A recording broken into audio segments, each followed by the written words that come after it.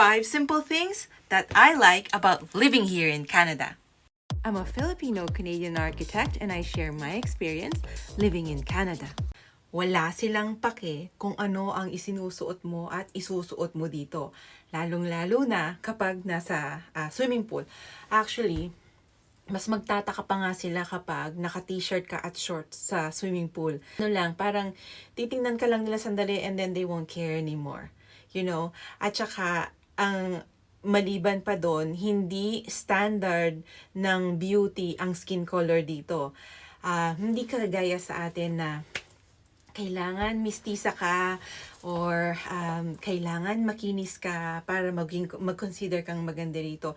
Dahil siguro sa Canada is a melting pot ng maraming immigrants, hindi nila ako kino-consider na ang pagiging maputi ay maganda. They base it on your features or your body type. Although, kahit na anong size ng katawan mo dito, they don't care kung mag-swimsuit ka or mag-shorts ka ng napakaiksi. No one cares what you look like.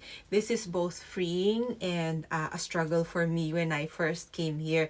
Kasi coming from a very conservative family, I see everyone wearing such things and then deep inside, alam ko siguro na gusto ko ring magsuot ng mga damit na sinusuot nila. And then, pangalawa, pantay-pantay kayo ng opportunities ng mga locals at bagong dating.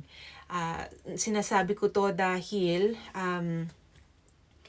kapag halimbawa, meron kang gustong bilhin, right? Gusto mong bumili ng kotse, you just have to work hard and you will be able to buy a car. Example, yung kapatid ko, he was washing dishes before and then all of a sudden, a few months later, nakabili na siya ng car. Whereas kapag I don't think na nasa ibang bansa siya or what, he won't be able to afford a car right away. And I like that. Is when yung daddy ko, naoperahan siya sa puso at kakadating lang niya dito sa Canada. Yung dinalhan sa kanyang ospital is at the Mazankowski Heart Center. At lahat ng mga nagkakasakit sa puso doon napupunta. Mayaman, mahirap, sikat, or hindi. Doon sila nagpapa-opera dahil apparently it's the best facility in the entire North America. Yun ang dinig ko noon. Ewan ko kung bago ng information na yun ngayon. And then he went there and we didn't pay for anything dahil nga sa free ang healthcare dito. Hindi free, you pay for the taxes, but you get what I mean. And then, isa pang proof is na pantay-pantay ang tao, lahat nakaka-afford ng Tim Hortons. Diba? Basta may trabaho ka and then masipag ka, yun lang naman ang dito, ang problema dito. Kailangan mong maging masipag at matyaga and you can have anything that the other people can have. Ang pangatlo is the healthcare system. Nakwento ko kanina, my dad got an open heart surgery nung pagdating niya and dahil binabayaran namin yan, included yan sa tax namin, hindi kami nagbayad ni isang kusing.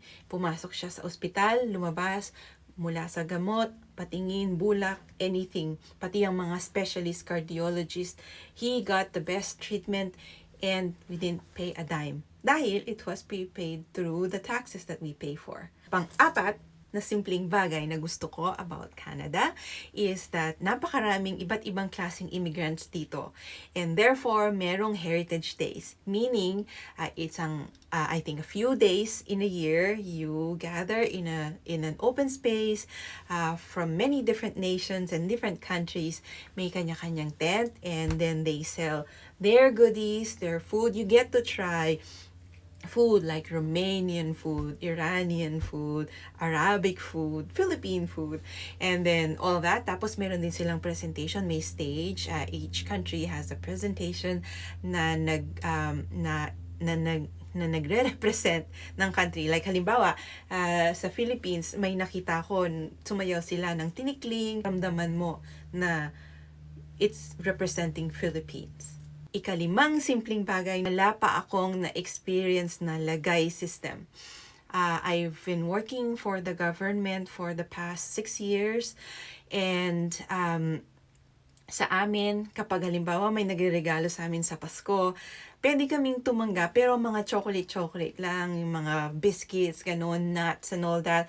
Kapag naging pera na yan, at nahuli ka, bawal. At pinapaalala talaga nila sa amin na bawal kaming maka-receive ng masyadong malaking halaga. Kahit kapag halimbawa nag-a-apply ng passport or anything, citizenship, wala pa akong nakitang or na-experience na naglalagay ng pera para mapabilis ang kanilang application.